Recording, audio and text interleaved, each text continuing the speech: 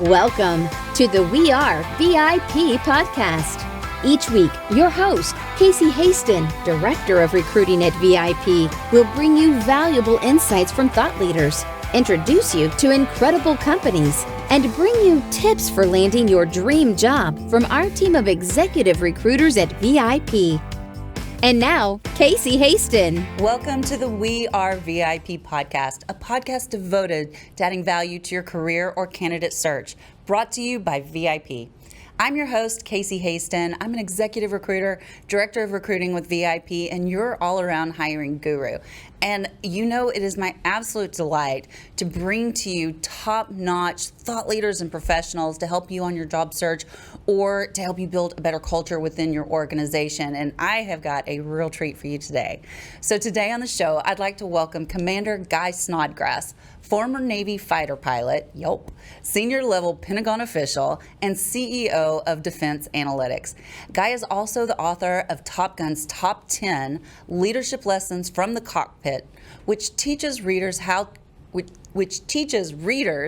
be leaders in their personal and professional lives. Guy, thank you so much for joining us today.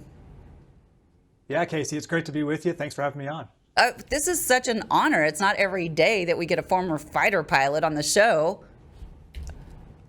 Oh, hey, yeah, I mean, it was funny because when I was a fighter pilot, you know, you're hanging out with people just like yourself. You didn't think much of it. It was certainly great to have a chance to serve the country in that fashion, but it's also been great to transition out of uniform and back to the private sector because that teaches a lot of great lessons as well.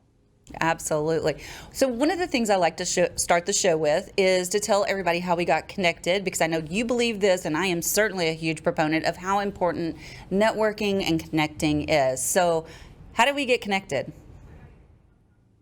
Yeah, we got connected through Success North Dallas and Bill Wallace. So Bill had reached out to me through another network, had said, you have a really interesting story, Guy. We'd like to have you be a speaker for Success North Dallas in person. And so I had a chance to do that a few weeks ago, and then you and I connected that way. So as you're, I'm sure, going to kind of really kind of hammer down on, it's the importance of networks, having very diverse networks and being surrounded by great people. And to your point about the book, that's one of the chapters in the book as well, is about always having those wingmen, people who can take care of you and you know, have your back. It is so important, and I love that you said that, because, and even when you're networking, like actually networking, that's like one of the tenets that we go by, is to always have a wingman, because you never know when you're going to need to be saved, you know? Yeah, absolutely. I mean, you just never know what's going to come your way. And I think that if you ever needed anything in your life that would highlight that in recent years, of course, the coronavirus pandemic, I mean, that stressed not only us as executives or as workers out, but it's also stressed out families. It's stressed out friends and communities.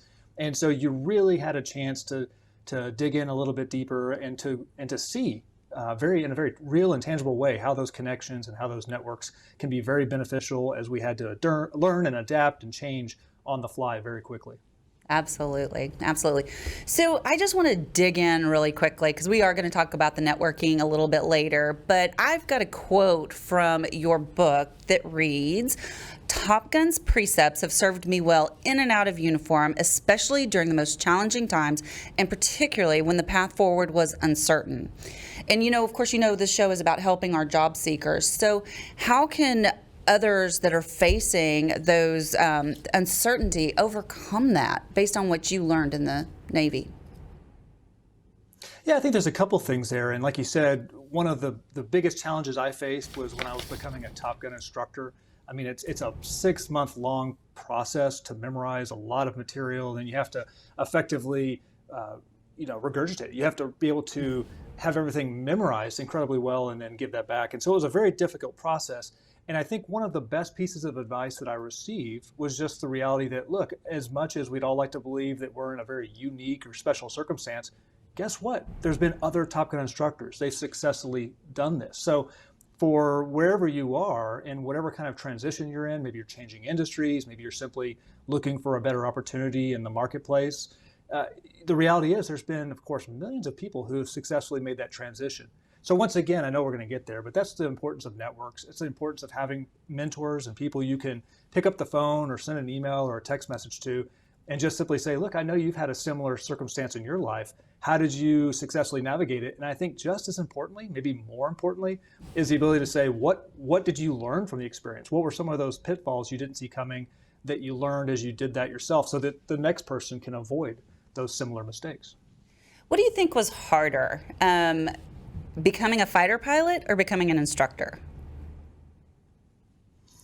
It's a great question. I think becoming an instructor was tougher, not only because the bar is certainly higher to be a Top Gun instructor, but also because of the fact that, when you're becoming a fighter pilot, or just like in any industry, maybe you're becoming a CPA or you're becoming an attorney, you have to demonstrate a baseline level of capability and skills and knowledge in order to do that. Once you're becoming an instructor, once you're becoming a teacher, you have to be an expert at what you're doing. And not only an expert, but others around you have to be able to say that you've got the goods, that you know what you're talking about. Otherwise, you won't have credibility. So I think that while it was more challenging to become an instructor and a teacher, it's also far more fulfilling, because you really have to challenge yourself in the best possible way to become your best self, to know the material, to be able to effectively teach and train others to help them also achieve their goals. And I think I remember correctly when I saw you speak the first time that you were talking about what you had to go through. And just to kind of give a little context to this, because how many hours of a presentation was it? Yeah, mine was just about a 5-hour presentation over 4 different parts. And it was all from memorization, and that was the challenge. Yeah, it's like I'm so impressed with people that do TED Talks, which you should totally do a TED Talk, because they can do it for 12 minutes without note cards, and I'm like, you did that for 5 hours? That's incredible. Yeah, I've done a TEDx talk before, and it was fascinating, because you're right. You have to go for anywhere from 10 to 15 minutes and just do it for memorization. But like anything, it's fascinating. You can take a lot of people from all walks of life, and it's really just breaking things down into those bite-sized chunks, right? And I'll even do this myself. Sometimes you think about, especially if you're going to change jobs or change industries, it just seems so overwhelming at times. But okay, what's your plan? How do you break it into those bite-sized pieces so that you can basically have like a very simple to-do checklist, and it's just very easy to start checking off these little small steps, and then suddenly at some point in the future you realize, wow, I got to this really big goal, but I did it in a way that was very manageable and something that I could get my arms wrapped around. I love what you just said about that, about, the baby steps. I call them micro steps. And I actually designed a worksheet because I'm big about writing down my goals, right? And I designed a worksheet for me that I am going to make public at some point, where, I take the big goal at the top, and then I take, where are you going to be okay if you hit this goal? Where are you going to be? Where do you really want to be? And what's your stretch goal, right? But then what's your first action item? And then what are the baby steps to get to that action item? And this just helped me so much to achieve my goals. Yeah, well, look, I love that. The micro goals is a great way to look at this. I love that you have, kind of like what's your desired goal, but then maybe what's your stretch goal? What happens if you fall a little short? So it gives you some variability. Sometimes it's very easy for people to become disenfranchised, or they become a little disheartened when they don't hit this very lofty goal. If you're just graduated from college and you say, I want to be a millionaire by the time I'm 30, I mean, that's going to be pretty difficult to achieve. And you don't want to set a goal that's going to be so far out of reach that, so like you said, micro goals, setting things that are going to be very acceptable and help you along your way. Absolutely. And I love that y'all do that. And I guess you have to in the military have those goals set for you. But I wish that I could emphasize, or I could share how important it is with the world, so to speak, because I don't think many people do that. I don't think many people write down their goals and really look at them. And that's why, if you don't have a target, how are you going to hit anything? Yeah, you've got to have that target set up. And then I think so there's really a couple things that differentiate people who frankly are winners and achievers and who will consistently find success in life versus those who will talk about finding success. And I think it's one of which we've already talked about, which is setting those goals. The second one is simply taking action. We've all been surrounded, and I've been guilty, just like a lot of others, with saying, man, wouldn't it be great if, and then you have a lofty goal or you have something that you'd like to achieve, but you just don't start moving down that direction. And so just taking those steps. And so like you alluded to with the first question you asked, having the courage, finding the confidence to pursue those goals. And for me, especially my transition from the military to the private sector, a brand new situation. But really, you just kind of sit there and say, look, there's going to be a lot of challenges, a lot of things I don't know, but I'm going to learn along the way. I'm going to find mentors who can help me out. And I'm not going to use a little bit of concern about how this might wind out as an easy excuse not to be very successful with this transition. Absolutely. And just to kind of bring that back home, we talked about dealing with uncertainty in general, but especially right now with us coming on the tail end of a pandemic, how might a job seeker, deal with that uncertainty when going for a new role? I think in some respects, if you take a look at what is happening right now in the marketplace, it's actually a really good time to make some of those moves you might have been thinking about. We're hearing, I work with a lot of different Fortune 500 companies, smaller companies here locally, and what you hear is that it's been actually kind of challenging to hang on to workers because some want to remain remote. So I think you're going to see a lot of people moving jobs, and that provides a phenomenal opportunity because that means either A, the company you're with is looking to fill some vacancies that have come about because of the pandemic, and that may give you a chance to explore new opportunities that you wanted within the same industry or within the same organization. But if you were looking to make a change, I think it gives you an opportunity there too, because a lot of these companies are looking to fill this shortage in jobs. And so it just gives you a great opportunity to maybe set a little bit more in today's environment, the terms of your employment than you would have maybe 3 or 4 years ago. I could not agree with you more. And I have talked to so many people, and it's my job to talk to people about finding a new job, right? That's what I do for a living. And it's been so interesting to me, the shift in that conversation, because now people are like really holding the line. Like, if they want to work remote, they're like, I'm not accepting anything unless it's remote. And this is why, because, and I can just tell you about one instance. It's a candidate, his mother lives in New York City, and he's like, I want to be remote so that I can go spend a month at a time with her if I need to or want to. He goes, and I can do that. I can do my work remotely. So interesting dynamics in the questions we're having to ask candidates nowadays. But we've also seen a lot of those pivots, people who have been like, I don't even like what I'm doing anymore. And they've had that time to do that reflection. Exactly. And reflection time is so critically important. I mean, I think we've all found ourselves, especially if you happen to be, let's say you're married and you have young children and you're just, you feel like you're rushing from event to event to event throughout your life. And it can make it very difficult just to pull away and really think about who you are, what excites you, what do you want to pursue in the next few years, if not even the next few months. And so the pandemic has also, I think, given people a chance to slow down, to really consider what's important for them and what gets them excited and ready to wake up in the morning and hit the ground running. I love that you just said that. And let me tell you why. Because one of the questions I always ask my candidates as I'm getting to know them is, aside from money and aside from location, what's going to make you excited to get up and go to work tomorrow? And I get such a better idea of what they're looking for by using that question. And I love that you're saying the same thing. Yeah, I think you're right. You have to have those intangibles because money, like you said, money alone is not going to make you happy at the end of the day. That's for sure.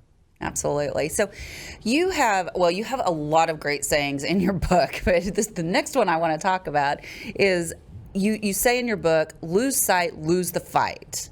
So what does this mean? How did you come up with this? And how might this apply to people looking for a new job? Sure. So in the military, and specifically, as a Top Gun pilot, lose sight, lose the fight really meant that if you were in a dogfight with another airplane, the world's worst place to be is if you can't see them anymore because you can't respond to the environment. You don't know what they're doing, and so you're not effective at your job in this case, which is dogfighting. And that also allows the other aircraft to get in behind you, and then especially in training, get that simulated kill, if you will. So I like that term also for this environment and for job seekers and for those who are in the workplace, because once again, you have to keep the main thing the main thing. So really, lose sight, lose the fight in this case would mean, stay very focused on those goals. And so if you're in a job right now, what are your organizational goals? As if you're, everyone's a leader in some form or fashion. So what are your leadership goals? What are you striving for? And Casey, this gets right back to what you said a few minutes ago about having those micro goals, having something you're shooting for, because if you don't have that, you're kind of rudderless. You can't get yourself back on track if you find yourself pushed off course. that's the great thing about having those strategic goals, is that if you find yourself pushed off course, something doesn't go your way, well, you always know how to adjust because you know where you're trying to wind up. What is your ultimate destination? Well, and I think with, the course correcting, sometimes you might need to kind of go a different direction, right? And you need to be able to give yourself that grace and that flexibility to make those course corrections while trying to hit that goal, and always evaluating that goal to make sure that it is still a viable goal. Like, I mean, I know for me, I've had one goal. I'm not even going to tell you what it is because I'm embarrassed to say it, but it's not working out. I'm just not invested in it.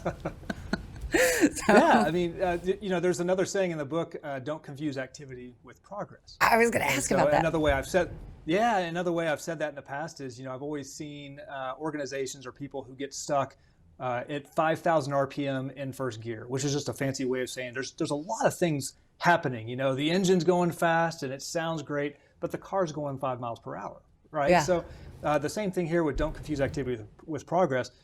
It's so very easy to do a lot of busy work. You're answering a ton of emails, you're holding meetings, and you sit back at the end of the day at 5 o'clock and go, whew, that was a long day, but what did you really accomplish?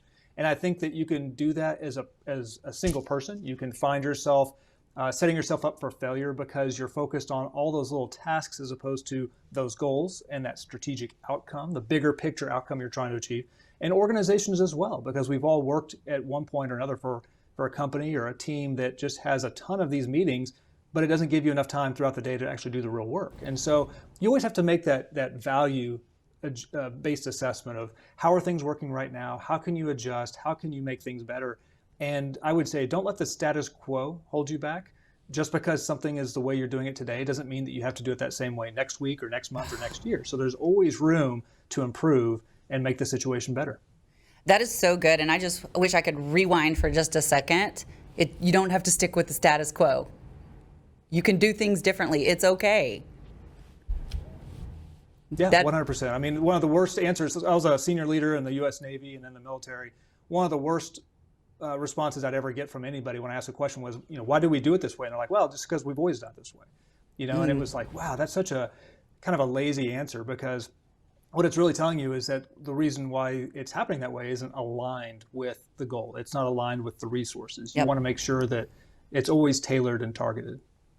Absolutely. In fact, I'm working with a company right now that they are fighting that right now because they were spun off from a bigger company, but a lot of the people came with them, and they took all that culture from the original company to the new company.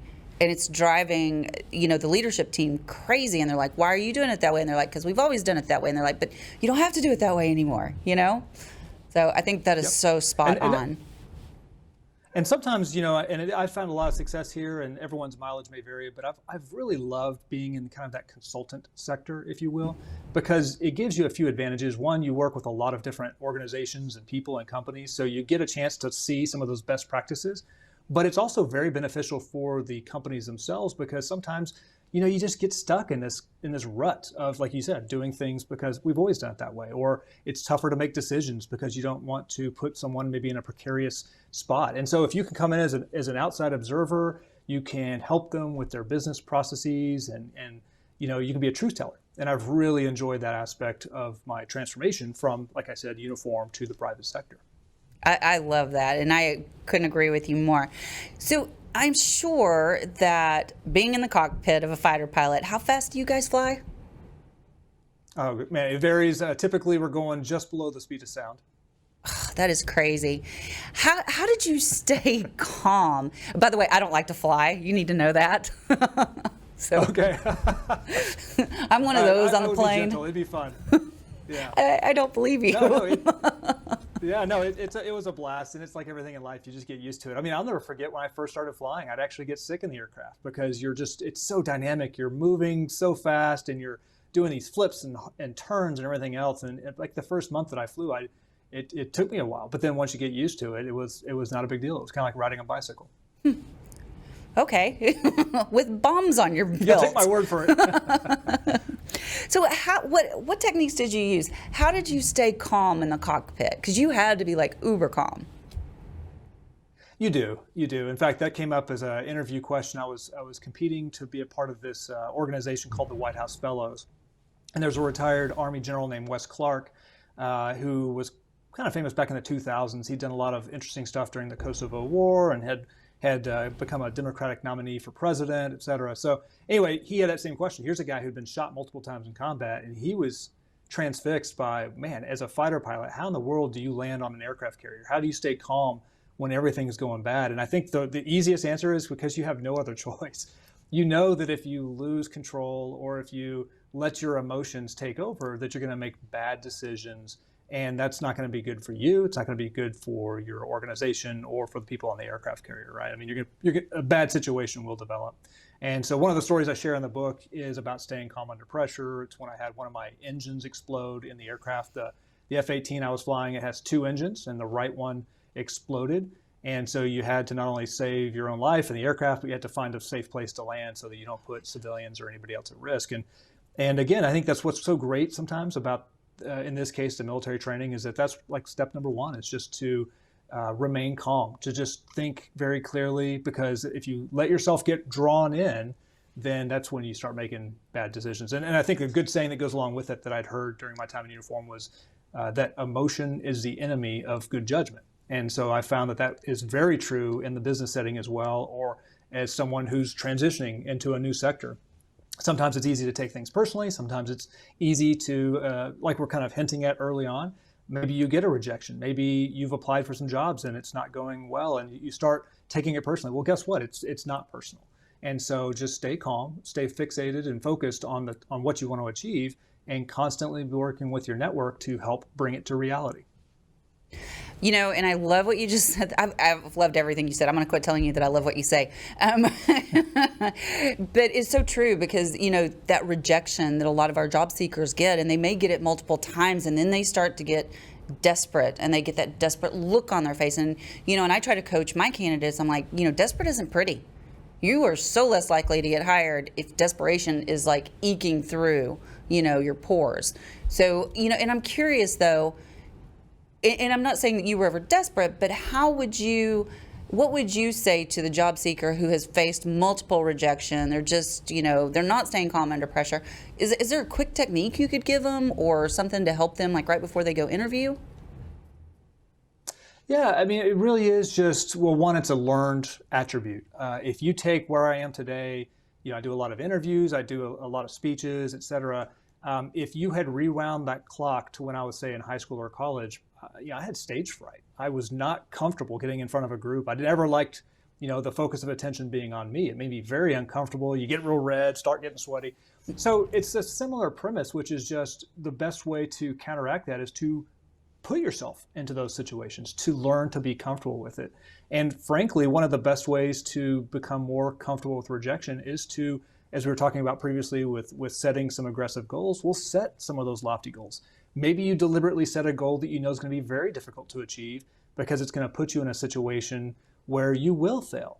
But then you have to accept that. You have to adjust. You have to adapt. And I think it's the same type of premise for that organization called Toastmasters, right? It's for people who want to become better public speakers. Well, guess what? The best way to do that is to continually put yourself in a situation where it's incredibly uncomfortable. Yep. You have to give an impromptu speech, but because you do it over and over again, you just get used to it. And so, one, put yourself into situations over time that stretch you and make you grow as a person. It'll make you a better candidate as well. And then I think right before you go into an interview or something else, just realize there have been millions of people in the same situation. They've successfully navigated it, and so will you. And I think that is so beautiful. And I just want to add something that one of my mentors gave to me that has really, once I embraced the concept, it's really kind of changed everything that I do. And I was just going on and on about why somebody was thinking some way about me one day. And I think this applies to job seekers too, like when you get rejected. And she looked at me and she goes, "Casey, it is none of your business what other people think about you." And I went, "Oh." I thought that was so beautiful. It is none of my business what other people think about me. I can't control it.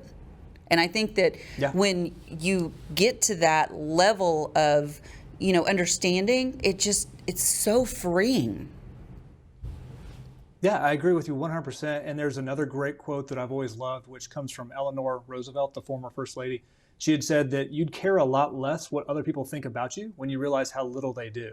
So not only do you not have the right to know what they think, but guess what? Most people aren't really talking about you as much as you might think. So once again, it's kind of that, just embrace being fearless.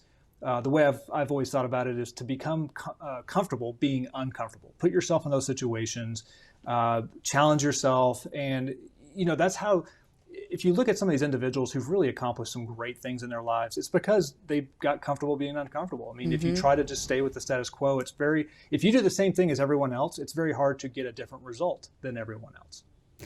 That is so true, so true. And I could go down a whole rabbit hole on that topic, so I won't. So I want to go back to the power of networking, because I know you talk about this in your book, and you've obviously built a strong network over your career. How has this helped you by building that strong network? Yeah, I think in my case, twofold. One, I always challenged myself while I was still in uniform to do very unique things, to do something out of the box, because it's very easy, for example, if you're a fighter pilot, to just stay around other fighter pilots day in and day out for your entire career. I didn't want that because I was intellectually curious. I wanted to see what other groups and industries and organizations did. So I worked a lot with think tanks. I had a chance to work with different presidential administrations, got out into industry and got to know some CEOs there as well. And so it was actually fairly easy because when you were in the military, people just saw you as, oh, this person's just interested in what I do. But then when I made that leap from uniform to the private sector, it just meant that I had a really broad Rolodex. People I could call up and say, hey, I'm in the middle of this transformation into a different stage of my career. What do you recommend? How did you navigate similar things? And I think that having that diverse network, one, gives you access to a lot of different people. You can ask for their support and help. And 9 times out of 10, you're going to find that they're willing to take the time to help you because they want to invest a little bit of themselves into you and teach you what they've learned along the way. But it also opens doors because a lot of times these people, if they're impressed with you, they'll pick up the phone on their end and they'll call someone and say, hey, you should take a look at Guy, or you should take a look at Casey. They're going to bring something that I know you're looking for. And so you're really, in a lot of respects, before you've even walked in for an interview, you've already created the conditions for success because of your network. Absolutely. And that's one of the first things that I mention to candidates when I'm talking to them is like, how's your networking? Because most of the jobs that are out there, they're kind of like on the dark web. They're not posted. Nobody knows about them except for the people that are hiring and maybe some of their staff who tell some of their friends, who may tell some of their friends. And that's how you find out about those jobs. It's not because they're posted 100%. Anywhere. And so you have to nurture that network, and you have to nurture it before you need it. Yeah, in fact, that is actually one of the names of the chapters in the book is don't wait to make a friend until you need one. And it's that same principle, which is we've all experienced people in our lives who are absolutely transactional. They only come to you and say hello or treat you well when they want something. So the people I've always gravitated towards are the ones who are just genuinely great people, because when they do, a year, 5 years, 10 years down the road, say, by the way, I am in a spot now. Could I ask for some help? You're more than willing to. And so I think that's really just that element of investing in others just as much as you're investing in yourself. And you'll find that time and will pay dividends down the road. I think, have you read the book, The Go-Giver? I have not, no. Oh, it's a great book. But it's basically, that's what it talks about, is the principle of give and take, right? It's like you can't give and not take. I heard something on a podcast the other day. It's like if you breathe in, you have to breathe out. That's the same principle as give and take. And I think that's what your network needs to be based on. You need to have that trust and that relationship with those people where you give and you take, but you don't do one or the other all the time. Yeah, and I think, in fact, a friend and another person in my network up in New York City, he started a company. He's been like this serial entrepreneur. He's done very well with it. He has another company right now called 51 Labs. And basically the whole premise is that in any relationship, you always give 51% because that extra 1% means that you're always giving just a little bit more than you're receiving, but you're still going to receive just as much over time in return. And so it's just a way of much like we just discussed about not waiting to make a friend until you need one. Well, and I think, and I agree with you wholeheartedly, and I hope you'll read the book. It's a great book. It's real quick too. So, good. So what's helped you the most throughout your transition from uniform to civilian life? I think that the biggest help would be, I guess there's a lot of different things that go under this. You've got your network, you have your knowledge base, and your desire, et cetera. I think if you were to encapsulate what really has made the biggest difference and what's kind of that foundation, the easiest way to say it is that learning attitude. And so that, because all the other things, the networking and getting smart about the job you want to interview for, it falls underneath it. Mm-hmm. So always strive to remain, intellectually curious, because especially in today's environment with smartphones and computers and everything you can find on the web, there's no excuse to ever go into any situation, especially if you're job hunting, not knowing about the organization, not knowing about the persons or people you're interviewing with. You can prepare so well, and it's amazing, even in today's environment, how many people will walk in not prepared. I just had a conversation earlier today with an executive vice president who was doing a job search for her EA, and she said, man, you'd be surprised by the number of candidates who walked in and just really didn't know much about me or what the job was about. And the person who did get the job, he impressed her because he was very well researched and knew exactly what her needs were. And so I think, again, it's just being proactive, having a strategy, and bringing it all together. And so that's where your network and all these things we've talked about can come into play. That is amazing. And it's so interesting to me, as I speak with thought leaders like yourself and people that have had these amazing careers, that's one of the things I hear the most, is it's your network. Yeah, it's your network, and I'd say, now that I'm thinking about what we just discussed, I think a big part of all of this finding success is preparation. A lot of times people will ask me, hey, Guy, you've done well. How do you start your day? Do you have like a consistent thing you do every morning to get yourself charged up and ready to go? And I think that's a great question. And usually my answer is actually it's the night prior. That's where my success is. I've heard people call it a second shift. I've heard people call it kind of burning that midnight oil to get ready. But I always use the night prior to look ahead. What's on my calendar? What meetings do I have?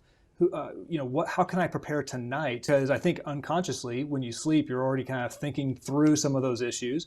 But it just means that when you wake up the next morning, you're never rushed. You've got everything laid out for you. And especially when I know I'm going to have a busy day, I mean, it's great because my calendar's already been thought through. My clothes for the next day are laid out. I mean, basically, you're ready to just wake up and go. And so you can set up for success just by preparing and always thinking about preparation. And I think that is so true as well, the preparation piece. I love that you kind of bubbled that back up to the top. So believe it or not, we are almost out of time. No, this has been great. Thanks so much for having me on. I really enjoyed it. I know, but before we go, you don't get away without answering our VIP questions. Okay. So, if you were chosen to be one of the first colonists on Mars, what 3 things or people would you take with you? Oh man, I think I'd want to take Matt Damon, because as he proved in the movie The Martian, he knows how to survive on Mars with nothing but like potatoes and some Mars rovers and stuff. No, it's a really good question. And so, as far as things you'd want to take with you, I think the knowledge aspect is so important. So you kind of want to have your Kindle with you, right? Charged up with books and ready to go. You'd certainly want to have one of your really close friends and confidant, because you're going to need someone to make it through that experience with. And then I think the third thing I'd want to take with me would be almost like, basically my video recorder. So you can, your iPhone or whatever, because now you can record the experience, because it's going to be something that's going to be incredibly useful as you go down the road. And as you and I talked about, we're talking about the Top Gun book. That's my second book.